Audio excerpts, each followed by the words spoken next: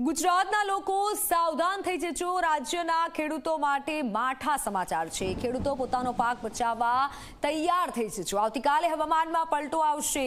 આગાહીકાર અંબાલાલ પટેલે મોટી આગાહી વ્યક્ત કરી છે। આંધી તોફાન સાથે કમોસમી વરસાદની આગાહી વ્યક્ત કરાઈ છે। 50 થી 60 કિલોમીટરની ઝડપે પવનો ફૂંકાશે। 4 થી 8 મે સુધી ગુજરાતમાં કમોસમી વરસાદ થશે। તો ઉત્તર ગુજરાત, સૌરાષ્ટ્ર, કચ્છમાં વરસાદની આગાહી છે। મધ્ય ગુજરાતમાં પણ કમોસમી વરસાદની આગાહી છે। વીજળીના કડાકા અને ભારે પવન સાથે કમોસમી વરસાદ પડશે।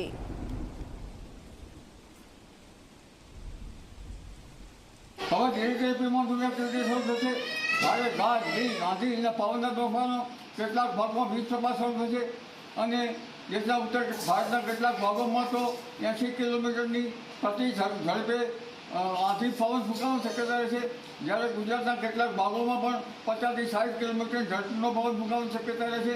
પણ ઉલ્લેખનીય છે કે કચ્છના કેટલાક ભાગો અને ગુજરાતના કેટલાક ભાગોમાં ભારેથી કોઈ ભાગમાં તીવ્ર વરસાદ થવાની શક્યતા રહેશે।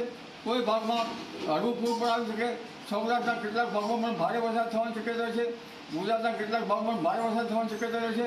તારીખ 6, 7, 8, 9, 10માં કેટલાક ભાગમાં ભારે તો કેટલાક ભાગમાં અતિ ભારે વરસાદ થવાની શક્યતા રહેશે।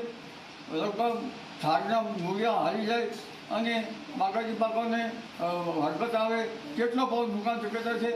પવનને ગાજવીજના આંધીથી જનધને કાળજી રાખવી ઈચ્છ રહેશે। પણ ઉલ્લેખનીય છે કે તારીખ 11 થી 20માં પણ ભારે પવન આંધીના પ્રમાણ સાથે લગભગ પ્રિમોન્સૂન એક્ટિવિટી શરૂ થશે। કેટલાક ભાગ વરસાદ તો કેટલાક ભાગમાં ગાજવીજ થવાની શક્યતા છે। 25 થી 4 જૂન વચ્ચે પણ અરબ સાગરમાં એક હળવું સાયક્લોન બનવાની શક્યતા છે। પરંતુ અત્યારથી જ બંગાળ ઉપસાગરમાં હળવાના હવાના દબાણો અને ધીરે ધીરે બનવાની શક્યતા છે અને લગભગ તારીખ 13, 12, 13, 14 થી આંદામાન નિકોબાર ટાપુમાં પણ ચોમાસાની ગતિવિધિ શરૂ થવામાં છે।